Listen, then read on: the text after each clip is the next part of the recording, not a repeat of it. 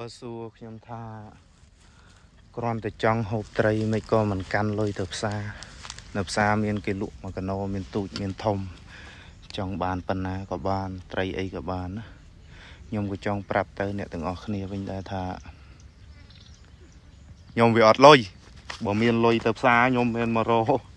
ហាលខ្យល់ហាលថ្ងៃដើរកាត់ព្រៃកាត់បលាអញ្ចឹងឯងម៉ាំងលើសួតចេះគិតសួតចេះគិតបើមានលុយអាណាគេមករកអញ្ចឹងនេះឃើញទេមនុស្សវាអត់លុយអញ្ចឹងបានគេមកអាវេទនីអញ្ចឹងមុតដៃមុតជើងអាយ៉េះយើងគប់មកត្រីនេះលើសួតចេះគិតសួតចេះគិតសួរស្មាចង់មកខ្លាំងអីដើរបបកលុយទឹកលុយអីជួងកាលទៅភ្លៀងអត់ភ្លៀងក្តៅចង្ងប់អញ្ចឹងនេះនឹកឃើញក្តៅក៏ហើយគប់មកត្រីនឹងលើសួតចេះគិតសួតចេះគិតអញ្ចឹង